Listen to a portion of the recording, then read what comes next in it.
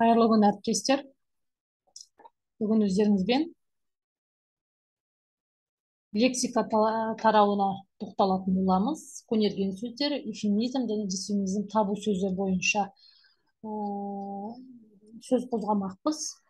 Тағы да айта кетемін, бұл жерде айтылған ақпараттар жалпы осы тақырыпқа қатысты беріліп отырған ақпараттардың барлығы ұлттық бірыңғай тестілеу орталығының қойған талаптарына, мақсатына сай. Сондықтан мұқият тыңдап, бірге әр сабақты талдайық. Жалпы көнерген сөздер жалпы күнделікті қарым-қатынаста жиі қолданбайтын, бірақ біздің сөздік қорымызда сақталған, көпшілікке түсінікті сөздер. Көнерген сөздер көнелену дәрежесі мен себебі және қолдану сипатына қарай лексика жүйесін құрайды. Жалпы көнеру дәрежесі бойынша мағынасы түсініксіз сөздер болып бөлінеді. Байыз табу, кежегесін кейін тарту деген секілді. Мағынасы түсінікті, бірақ сирек қолданылатын сөздер. Бәйбіше, алдаспан деген секілді сөздер. Ал енді осы көнерген сөздер көнеру сипаты мен тілдегі қолданылу ерекшеліктеріне қарай екіге бөлінеді. Оны барлығымыз білеміз. Тарихи сөздер және архаизмдер деп үлкен екі топқа бөлеміз. Тарихи сөздердің көнеруі лауазымдық атаулардың, қоғамдық құбылыстардың жойылуы, яғни тарихи оқиғалар, белгілі бір тарихи оқиға байланысты туды, бірақ осыдан ғасырлар бұрын, бірнеше ғасырлар бұрын, бірнеше жылдар бұрын пайда болған, яғни тарихи құбылыстарға байланысты, жаңағы сол тарихи лауазымдарға байланысты туындаған сөздерді біз тарихи сөздер деп айтамыз. Әскери атаулар жатады, қару-жарақтың атаулары жатады. Жалпы сол уақыттағы өндірістің құрал жабдықтарының аттары осы міне тарихи сөздерге жатады. Архаизмдер деп айтып жатамыз. Бұны кейде біз архаизмдер бұл екінші бір осы көнерген сөздердің екінші бір түрі, яғни тарихи сөздер жаңағы тарихи оқиғаларға байланысты туындаған сөздер болатын болса, ал архаизмдер дегеніміз керісінше салт дәстүрге байланысты, әдет ғұрыпқа байланысты туындаған сөздерді біз осы архаизмдерге жатқызамыз. Мысалға, мына жердегі дүрия деген, түмен, сапатаяқ, ергенек деген кәдімгі біздің қазақи салт дәстүрлерге байланысты туындаған сөздер. Ал мына жердегі айбалта, барымта, сұлтан, болыс деген белгілі бір тарихи оқиғаларға байланысты туындаған сөздер, яғни тарихқа қатысты сөздерді біз тарихи сөздер десек, ал салт дәстүрге байланысты туындаған, әдет ғұрыпқа байланысты қолданатын сөздерді біз архаизмдер деп айтамыз.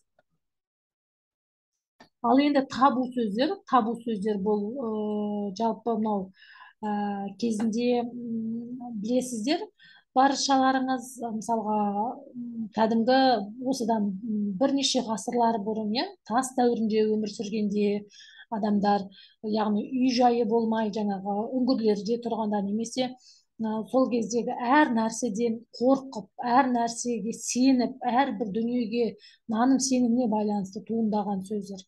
Мысалға, табиғаттың дүлей күшіне байланысты табиғаттың жаңағы тылсым күшіне, табиғаттың жалпы мынау қатты бораннан, қатты жауын шашыннан, қатты жаңағы найзағайдан қорыққанда туындаған сөздер жай түсті десе, адам мысалға жай түсті деп олар айтпаған, мысалға табу сөзге біз жай түсті деген сөзді жатқыза аламыз. Оны бұрынғы адамдар бұл сөзді айтса, жаңағы адамға қырсығы тиеді, жаңағы деп олай айтпаған. Оны жасыл сөзімен алмастырып қолданған екен. Сонымен қоса, адамның өміріне қауіп-қатер төндіретін жыртқыш, аң, жәндік аттарын айтпай баламалап, басқа сөзге ауыстырып қолданған.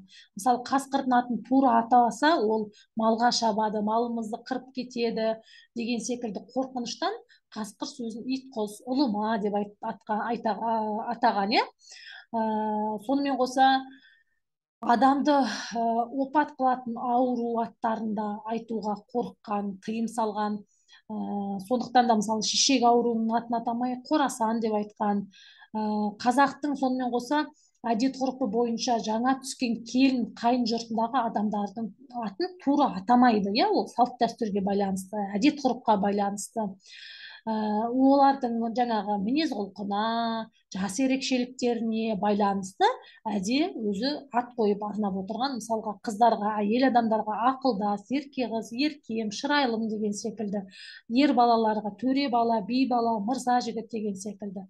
Міне табу сөздер, яғни аттарын тура атауға болмайтын, белгілі бір наным сенімге, белгілі бір жаңағы әдет ғұрыпқа байланысты аттарын тура атауға болмай баламалап айтатын сөздердің қоры қатары. Сонымен қоса бұл лексика тарауында бізде эвфемизм және дисфемизм деген тақырыптар бар. Жалпы мынау эвфемизм тіл білімде жаңағындай құлаққа түрпідей тиетін жағымсыз тұрпайы сөздерді алмастырып, оны керісінше жағымды қылдырып, көркем оймен жеткізетін сөздерді біз эвфемизм дейміз. Эвфемизм жаңағы сыпайылық, мәдениеттілік деген секілді болып саналады. Ал дисфемизм керісінше дөрекілік, белгілі бір сөзді дөрекі айту. Яғни эвфемизм мен дисфемизм бір-біріне мағына жағынан қарама қарсы сөздер.